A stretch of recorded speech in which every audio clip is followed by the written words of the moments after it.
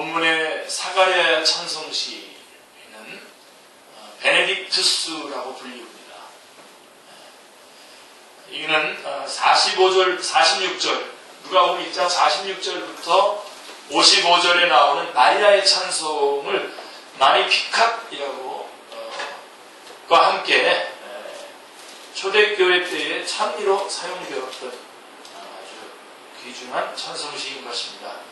이 두 찬송시는 아름다운 소프라노와 웅장한 바리톤의 화음과 같습니다.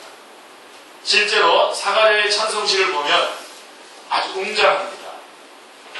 그 안에 지금 우리가 읽었던 그 본문 말씀에 보면 구속사의 비밀이 고스란히 그 안에 다 담겨져 있습니다. 그래서 힘이 있습니다. 국률과 언약의 하나님, 구원의 뿌리요 또 돋는 해로서의 예수님이 확신 가운데 힘있게 찬송되고 있습니다. 이 시간 조그만 아기의 모습으로 오셨지만 예수님이 어떤 의미에서 구원의 뿌리 되시고 돋는 해가 되시는지를 증언하겠습니다. 이를 통해서 우리 가운데 임하신 아기 예수님이 높이 높이 찬양받으실 수 있기를 기도합니다. 아멘. 자, 먼저 57절을 보면 엘리사벳이 해산할 기한이 차서 아들을 낳았습니다. 이에 이웃과 친족들이 이를 듣고 즐거워했습니다. 58절이죠. 8일이 되자 어린아이에게 할례를 할 때에 사람들이 모여서 아이의 이름을 그때 이름을 짓거든요. 아이의 이름을 그의 부친의 이름을 따라서 사가랴 2세, 사가랴라고 하려고 했습니다. 그게 59절의 말씀인데요. 그런데 이때 모친인 엘리사벳이 불쑥 나타나더니 아니요, 요한이라고 할 것입니다 라고 잘라 말했습니다. 사람들이 이 말을 듣는 순간 깜짝 놀랐습니다. 요한이라고요? 그런 이름은 우리 가문에서는 쓰지 않는 이름인데요. 61절의 말씀입니다. 그러나 엘리사벳은 여전히 아니요, 요한이라고 할 것입니다 라고 단호하게 잘라 말했습니다. 갑자기 잔치집 분위기가 썰렁해졌습니다. 그래서 그들은 최종 결정권을 누구에게? 부친에게 넘겼습니다. 그게 이제 62절의 말씀이고요.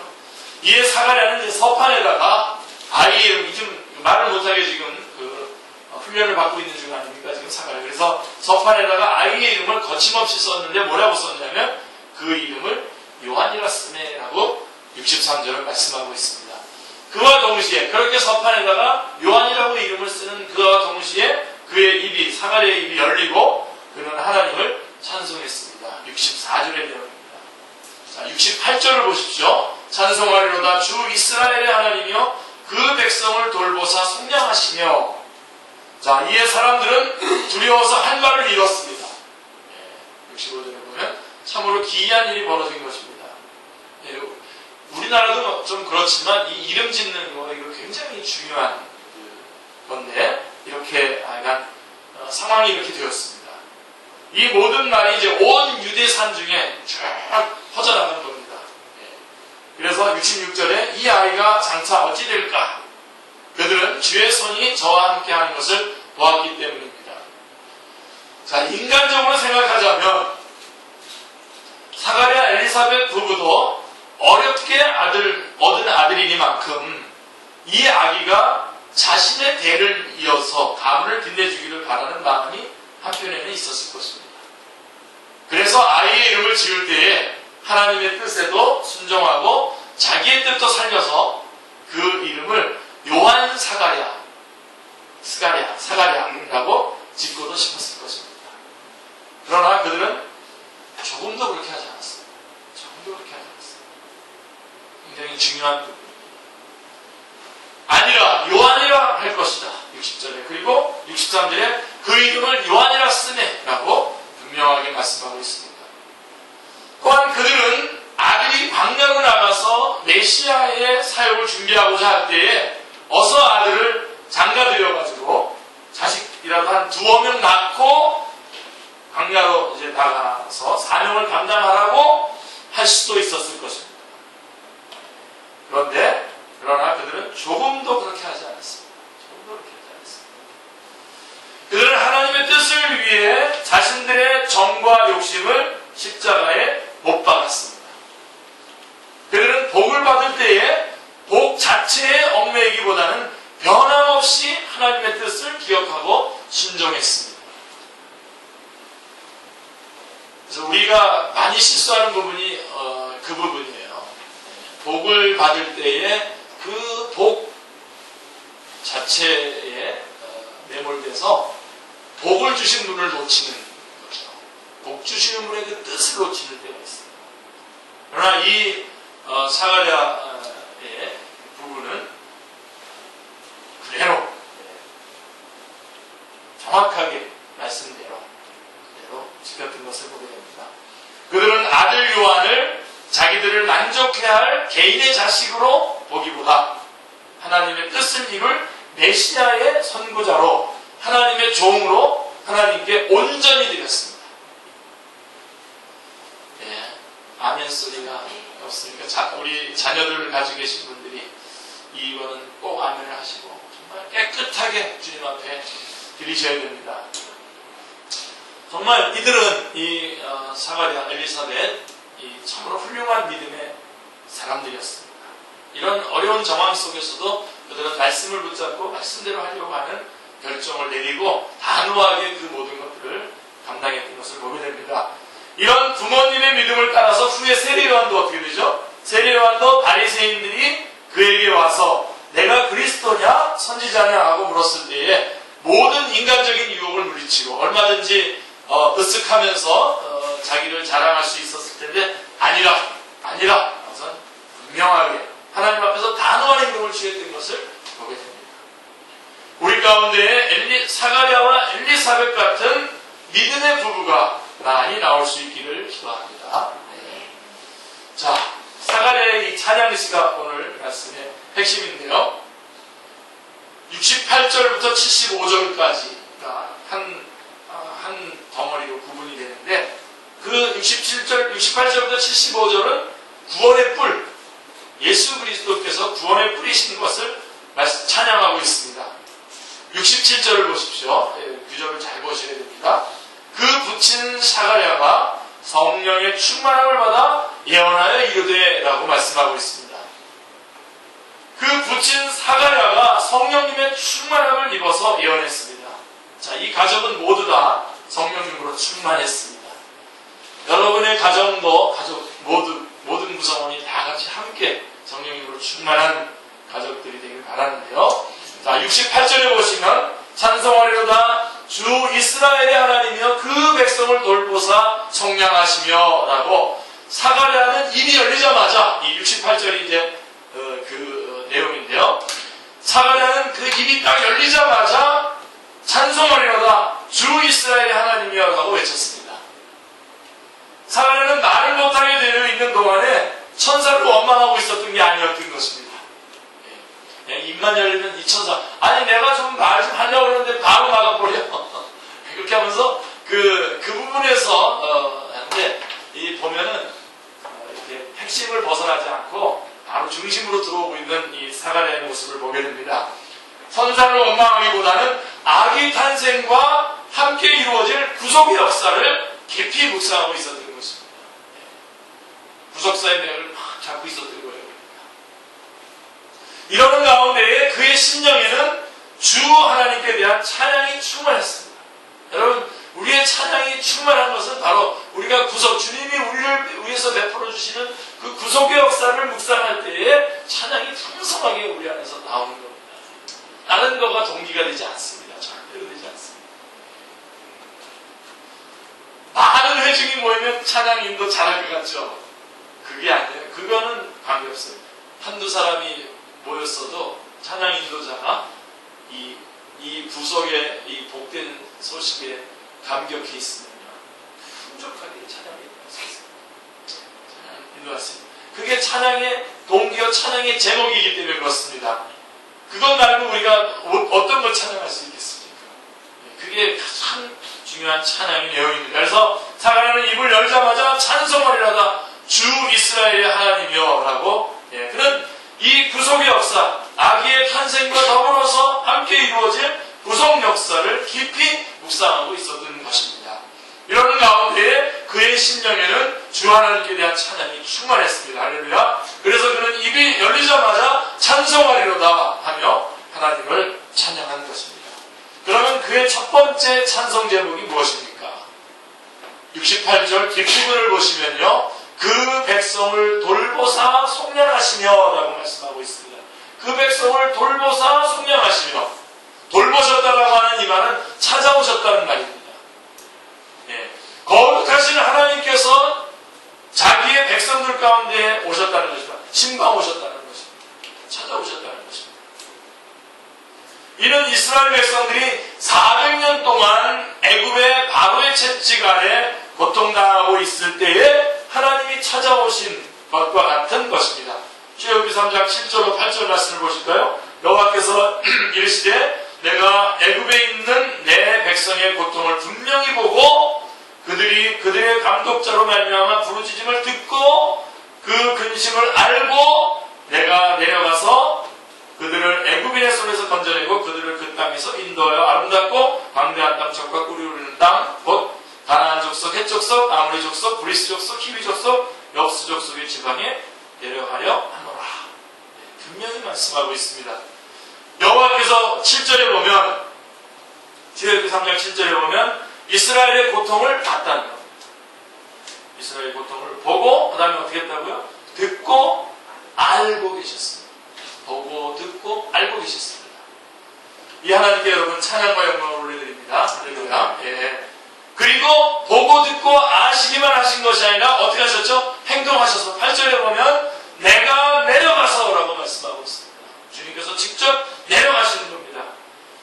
참 좋으신 여호와 하나님을 찬양합니다. 할렐루야. 우리를 보고 듣고 알고 그다음에 직접 내려오셔서 함께 오셔서 행동해 주시는 하나님의 이 놀라운 모습, 참 좋으신 하나님을 찬양합니다. 할렐루야. 여호와 하나님은 지금도 그렇게 하십니다. 지금도 우리에게 그렇게 하고 계십니다. 할렐루야. 예. 여기서 여러분 이 말씀 들을 때 여러분 안에 있는 모든 근심, 걱정, 두려움 다 알고 계십니다. 여러분이 겪고 있는 거 다 알고 계십니다. 알고 계시고 봤고 들었고 알고 계시고 거기에 대한 충분한 조치를 주님께서 취하신 것입니다. 우리는 주님만 의지할 뿐입니다. 주님을 의지할 뿐.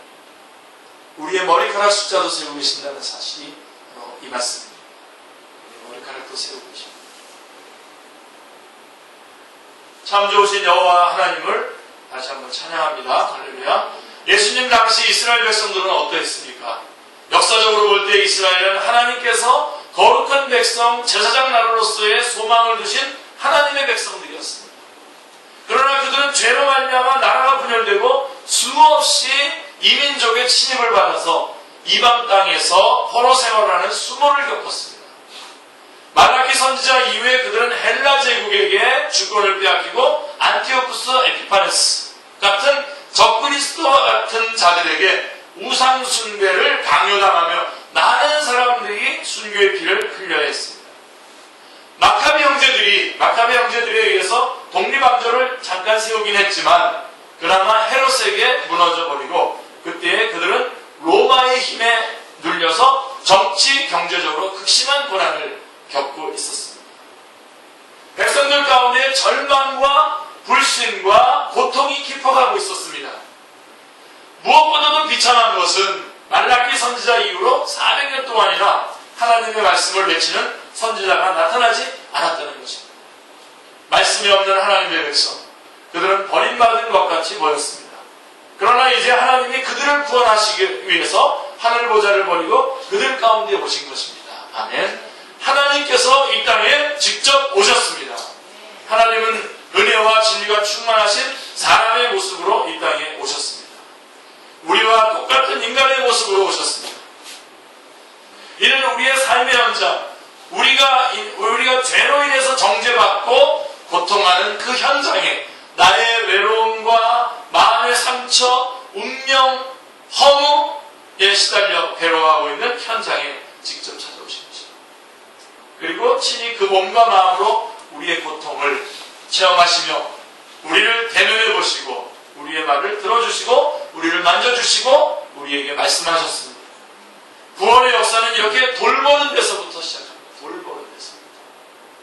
여러분, 이번 크리스마스, 벌써 우리 오늘이 사실 성탄 주일입니다. 이제 25일 날은 이제 성탄절이고요. 성탄 바로 그 날이고, 오늘이 성탄 주일이라고 하는데, 여러분, 성탄절의 의의가 뭡니까?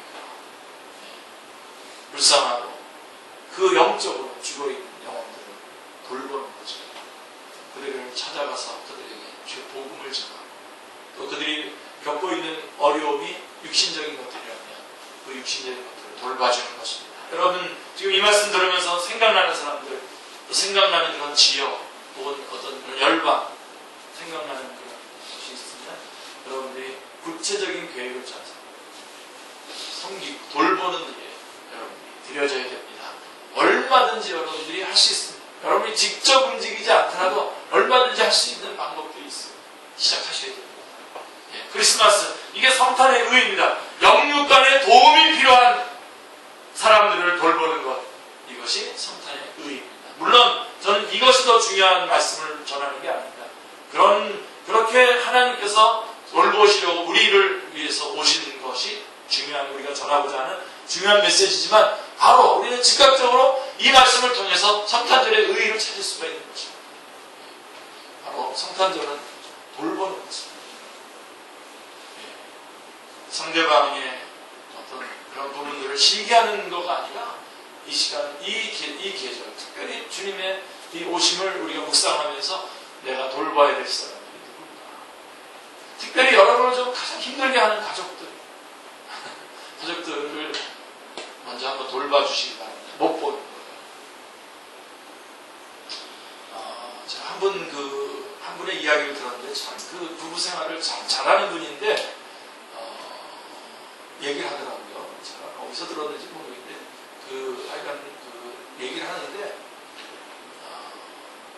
상대방이 한 말, 그거 우리 누가 얘기해줍니까? 하여간 이 부부간에도 상대방이 그렇게 하는 말을 못 알아듣는답니다. 그래서 오늘부터는 귀를 다시 열고 상대방이 하는 말을 잘 들어보십시오. 잘 들어보고 진심으로 들어보십시오. 가족들 안에서. 이번 성탄절이 아주 의미 있는 성탄절이에요. 잘 들어보십시오. 뭐라고, 왜 저렇게 말하나. 근데 그냥 내 생각이 있기 때문에 말을 하거나 말거나 그냥 스킵하는 거예요. 그냥 넘겨버려요. 자기 생각과 자기 그게 있어요.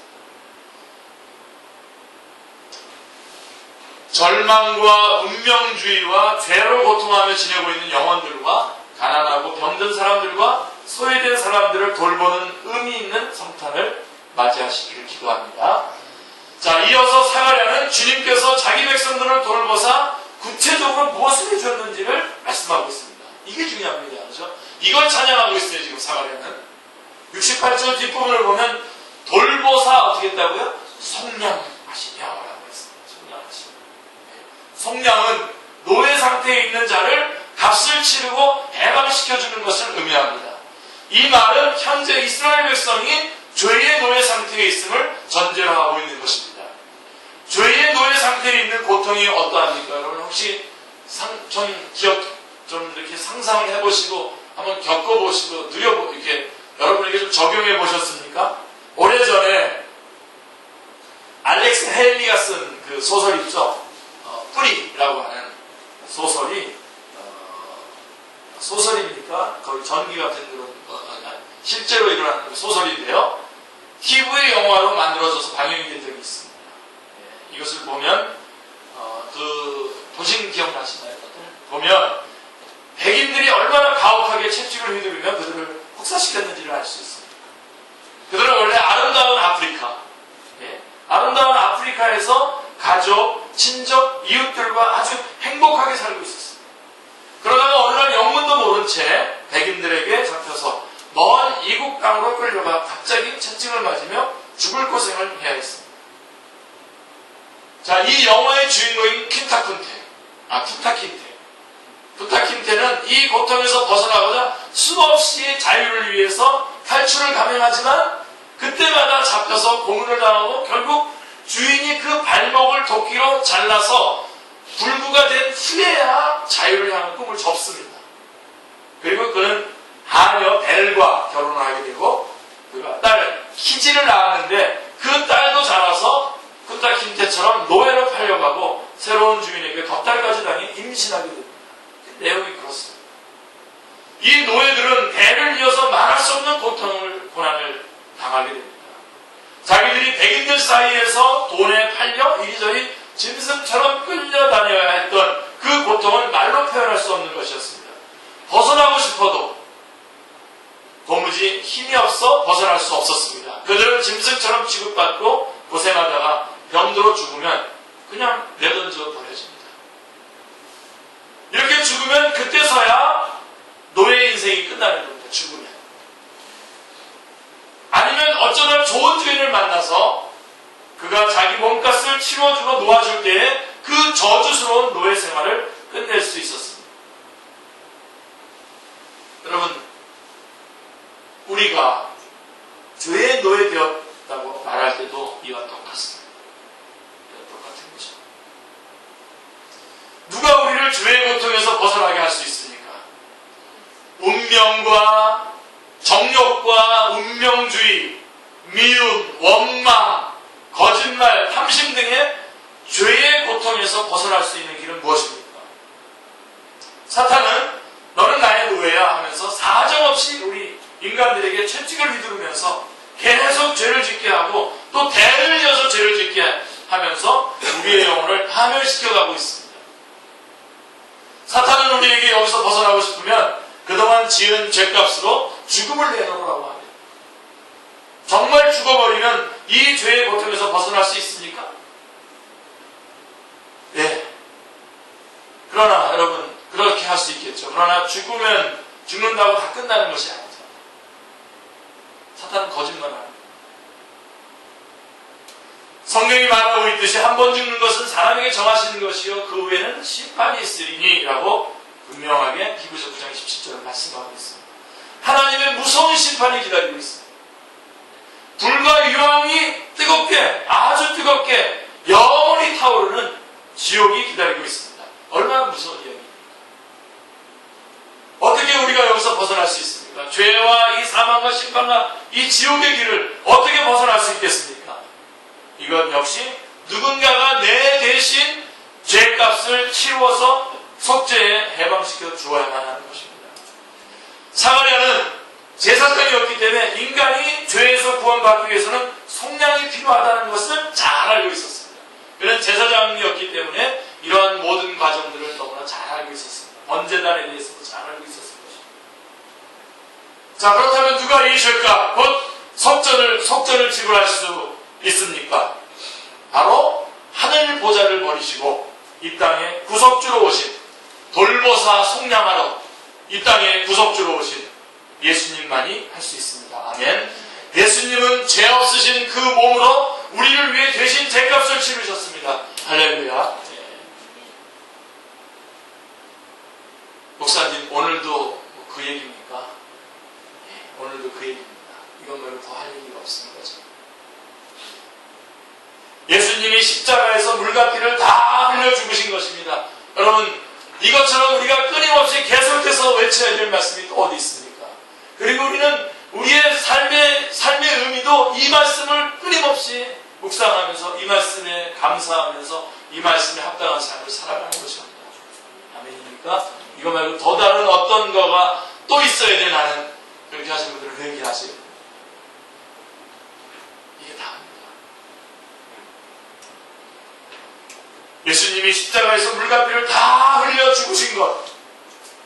그래서 우리는 살아서는 죄의 고통에서 벗어나고 죽어서는 하나님의 무서운 심판을 받지 않고 영생을 얻게 되었습니다. 할렐루야.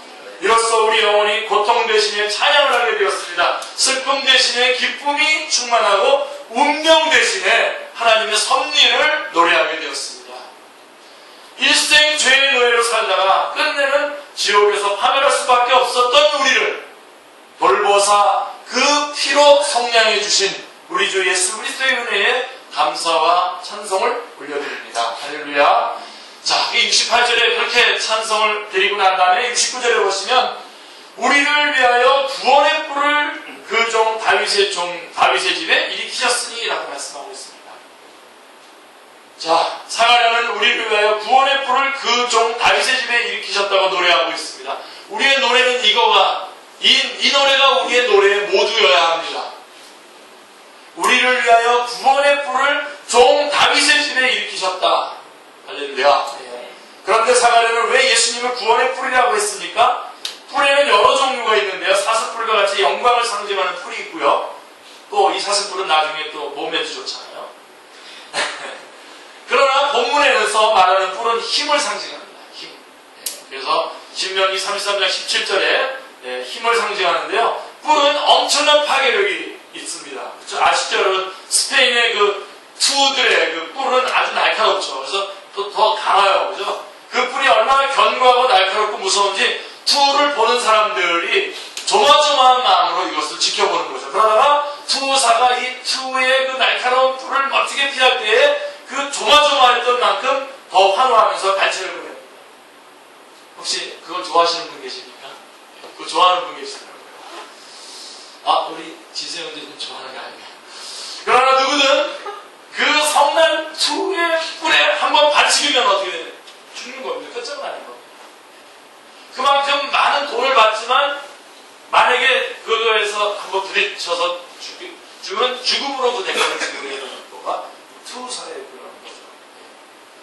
사자가요, 여러분, 아무리 초원의 왕이라고 해도요, 뿔이 있는 짐승에게는 함부로 달려들지 않습니다. 아주 확실하다 싶을 때만 달려들지, 그렇지 않으면, 뭐, 여러 가지로 할 수 있겠죠. 한번 다치면 시름시름 앓다가 무슨 사자들 병원이 있는 것도 아니니까요. 시름시름 앓다가 죽는 거예요. 그래서, 한번 뿔에 받쳤다 하면 그 상처를 회복하지 못하고 비틀거리다가 죽어버리기 때문입니다. 특별히 저돌적으로 달려드는 코뿔소는 아예 건드리지 않는다고 합니다. 먹잇감으로 일단 제외시킨다.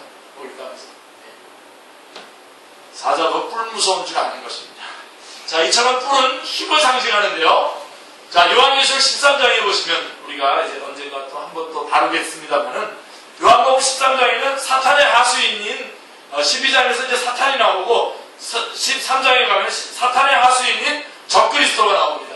1절부터 10절은 적그리스도가 나오고 그 뒤에는 이제 거짓 선지자 11절부터 18절은 거짓 선지자가 나오는데 이제 적그리스도는 바다에서 나오는 짐승으로 묘사되어 있고요. 뿔이 어립니다. 그리고 머리가 7이라고 했습니다. 뿔이 어려요. 이것은 적그리스도의 권세가 엄청난 것을 말해주고 있는 것입니다. 그리고 13장 2절을 보시면 요한계시록 13장 2절을 보면 용이 나오는데 이 사탄이죠. 그런데 이 용이 자기의 능력과 보좌와 큰 권세를 바다에서 나오는 이 짐승이 적그리스도입니다. 적그리스도에게 주었다고 합니다. 이거 주는 거예요. 그리고 10뿔을 가진 7머리를 가지고 그 짐승은 머리가 하나 상해 죽게 됐어요. 머리가 하나 상해서 죽게 됐는데 그 상처가 놀랍게 확 나면서 그래서 온 땅이 이 용에게 경배하면서 짐승에게 경배했다고 말씀하고 있는 것입니다. 그래서 사람들이 말해요. 13장 4절에 용이 짐승에게 권세를 주므로 용에게 경배하며 짐승에게 경배하여 이르되 누가 이 짐승과 같으냐? 누가 능히 이와 더불어 싸우랴 하더라 라고 이렇게 말씀하고 있는 것입니다. 그러니까 모든 영광과 모든 시선을 다 집중해서 이 적그리스도가 딱 가지고 있는 거예요. 적그리스도에게 용이 사탄이 그 힘을 다 씌워주는 거예요. 그래서 그리고 13장 11절에 보시면 어린 양 같은 짐승이 이번에는 땅에서 올라오는데 이 짐승도 두 뿔이 있다고 했어요. 이 두 짐승은 이 땅에서 올라오는 이 짐승은 이제 우리가 거짓 선지자라고 말합니다. 이 짐승도 먼저 나온 짐승의 권세를 가졌으며 또 하늘에서 불을 내리는 이적까지 불을 내리라 할 때 불이 확 내려오는 이적까지 행했습니다. 이에 땅에 있는 사람들이 미혹을 당하고 두려워하며 우상을 만들라 하며 짐승을 경배했다고 말씀하고 있습니다. 자, 이 사탄이 이 세상에 정욕을 뿌리고 돈을 뿌리고 권세를 뿌리면서 사람들을 강력하게 유혹을 하는 것입니다. 마지막 때가 되면 특별히 이런 것 때문에 사람들이 우리 고린도후서에서 나와 있는 것처럼 사람들이 돈을 사랑하고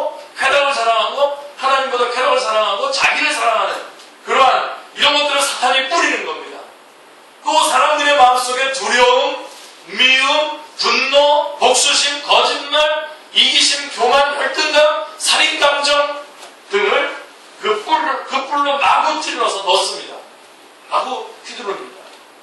이에 사람들은 꼼짝없이 이 사탄의 노예가 돼서 미워하고, 성경 주님 분명히 사랑하라고 했는데 미워합니다. 우리 같은 교회 공동체에서 너무 미워해요. 힘들어하지 않으면서 미워해요. 여러분, 우리는 이건 큰 일입니다. 여러분들이 만약에 미워하는 마음이 생기면 회개해야 됩니다. 근데 우리는 아주 당당하게 미워해요. 당당하게. 교회 공동체 안에서. 어떻게 그럴 수가 있습니까? 사탄이 막 휘둘러 놓고 교회 안도 휘둘러 놓고 연합이 안 돼요. 우리 교회끼리 연합이 안 돼요. 우리 연합으로 우리 한번 실현도 한번 해봤잖아요. 하고서 또 뭐 하자고 하는 말을 아무도 안 합니다. 저부터 하고 싶지가 않아요. 네. 너무나 우리 안에 그런 것도 있습니다. 사탄의 꼼짝없는 노예가 됩니다. 심각하게 여겨야 됩니다, 여러분. 성도들 안에서도 사랑하는 마음이 여러분 안에서 식었으면 심각하게 생각해야 돼요.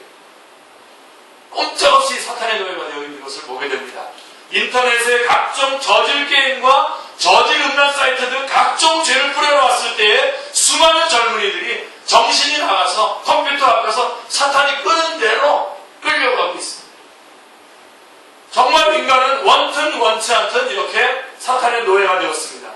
그래서 우리들의 영혼은 말로 표현할 수 없는 죄의 고통을 겪으며 실망하고 있는 것입니다.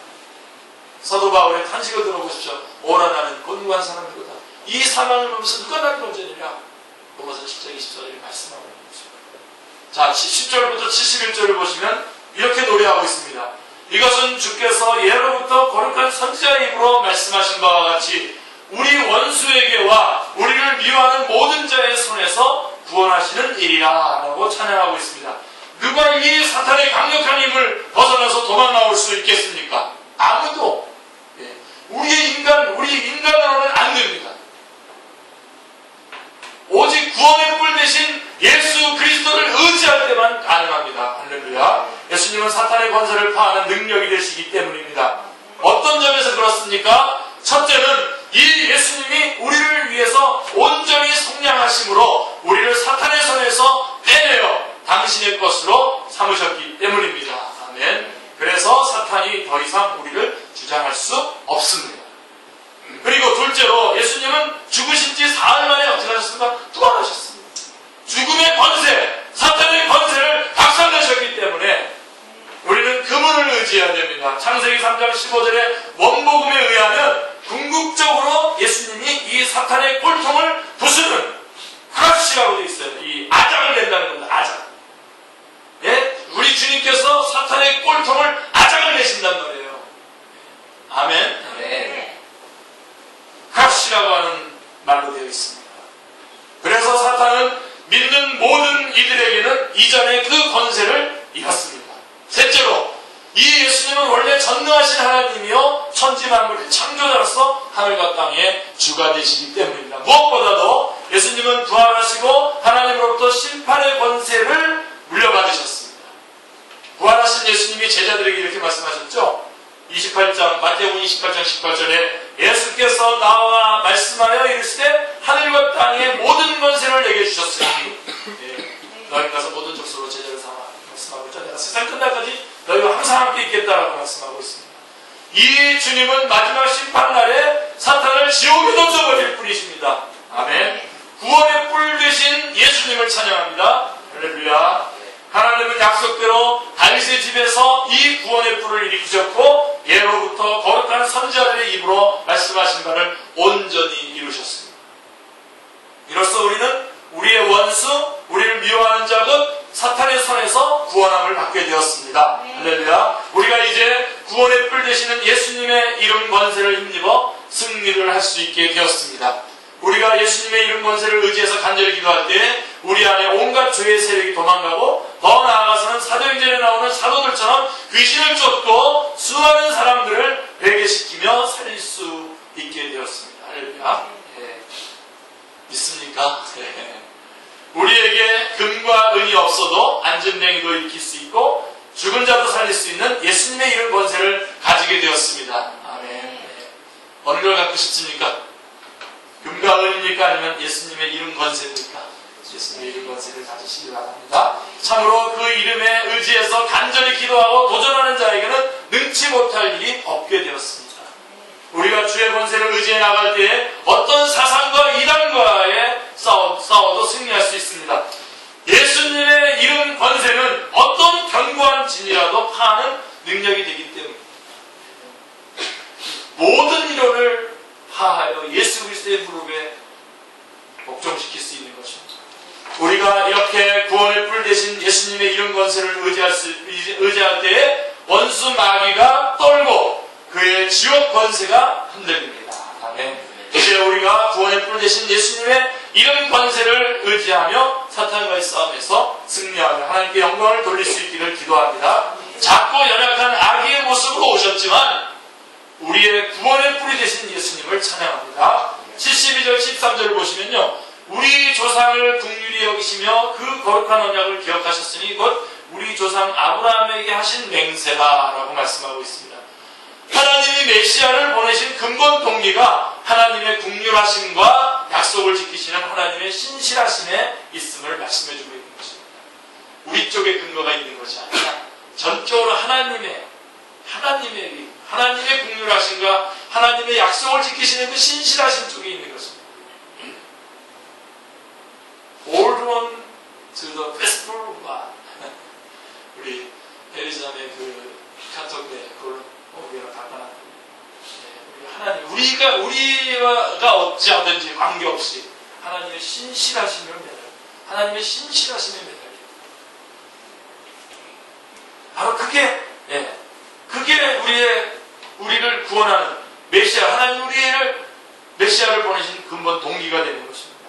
이 말씀을 생각할수록 놀라운 하나님의 은혜의 말씀입니다.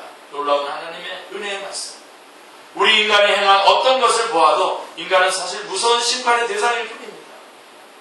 타락한 인간 모성이 어떠합니까? 사도 바울은 로마서 3장 10절 11절에서 의인은 없나니 하나도 없다. 깨닫는 자도 없고 하나님을 찾는 자도 없다 라고 말했습니다. 제가 말씀드렸죠. 이 말씀 박영선 목사님 같은 분이 이렇게 말씀하신다고.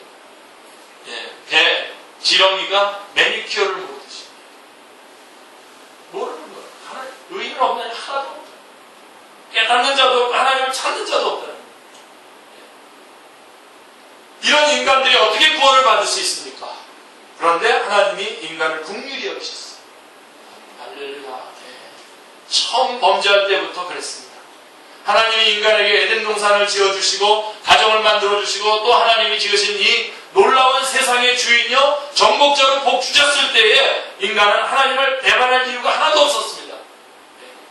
그래서 우리가 무슨 환경 가지고 자꾸만 먼저 얘기하는데 사실 환경이 먼저가 아닙니다. 이렇게 좋은 환경에서도 죄 지으면 죄 짓는 거예요. 보면 볼수록 모든 것이 놀랍고도 풍성한 하나님의 은혜만 있었습니다. 그런데 사탄이 이들을 꼬셨습니다. 꼬드겼습니다. 그리고 인간은 그만 사탄의 말 몇 마디로 하나님을 불신하고 배반하게 된 것입니다. 그들은 하나님의 사랑을 의심하고 자신들도 하나님과 같이 되겠다며 선악과를 따먹음으로 범죄했습니다. 그 이후 인간은 사탄의 노예가 되었습니다. 너무나도 기가 막힌 이야기야. 너무나도 기가 막힌 얘기입니다.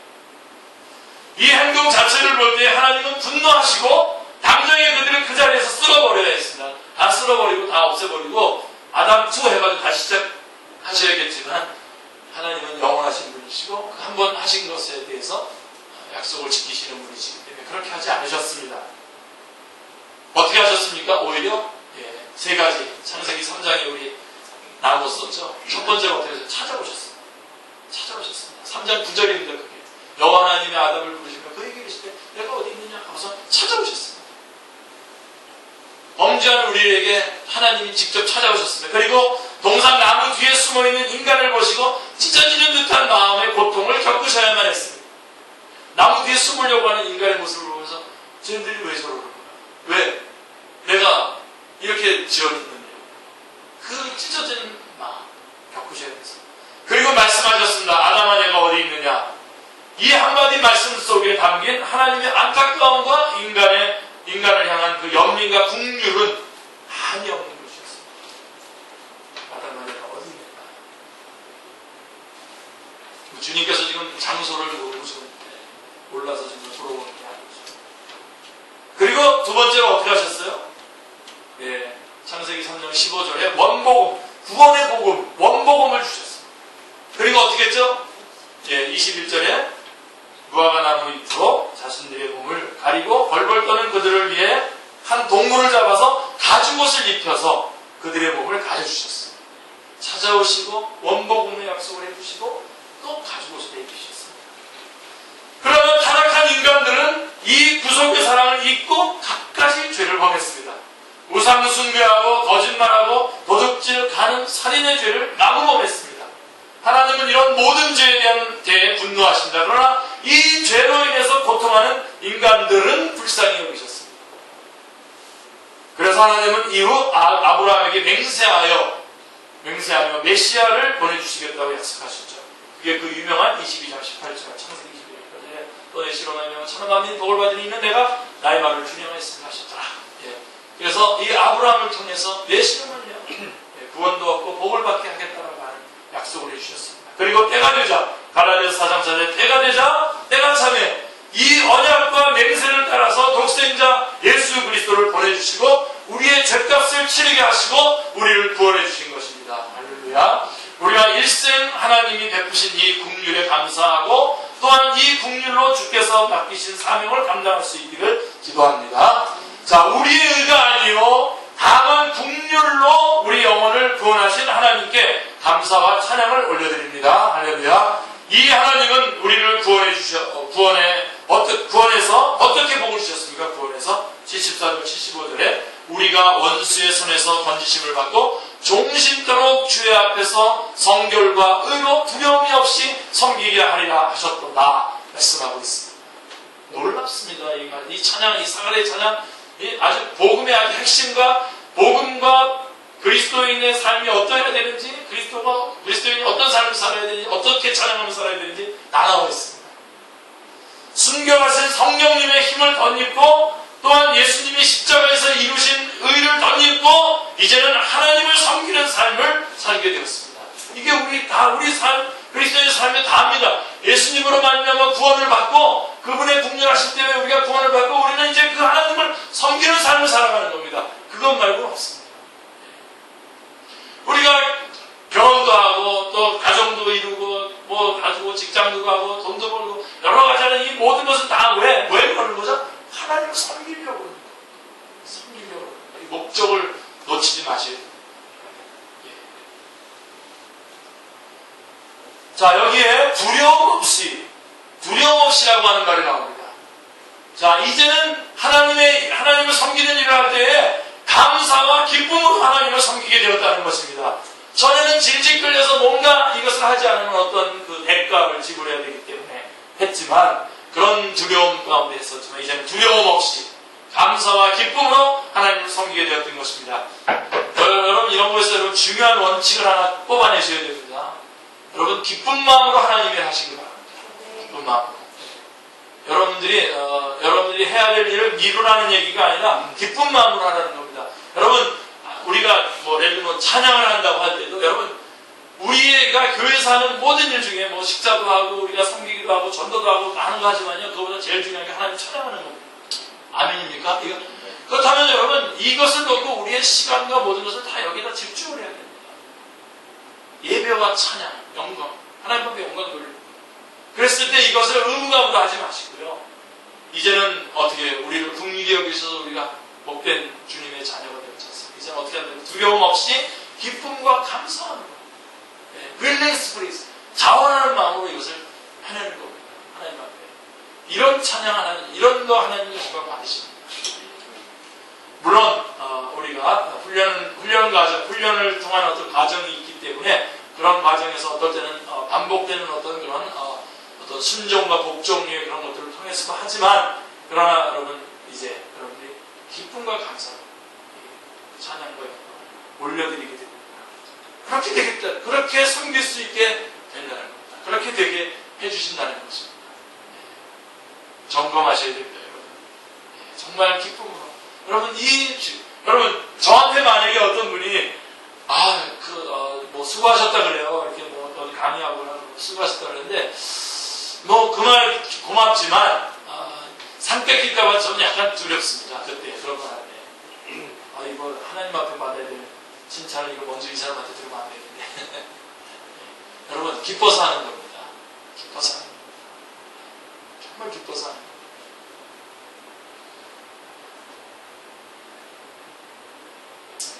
사람이 하나님을 섬기지 않으면 본인이 아무리 인정하지 않는다고 해도 사탄의 노예가 돼서 사탄을 섬기게 되는 겁니다.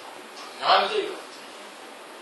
이로 인해서 죄의 노예가 되어 일생을 비참하게 살다가 마지막에는 지옥에 던져져 영원히 고통할 것입니다. 그러나 하나님을 섬기는 삶의 복이 어떠합니까?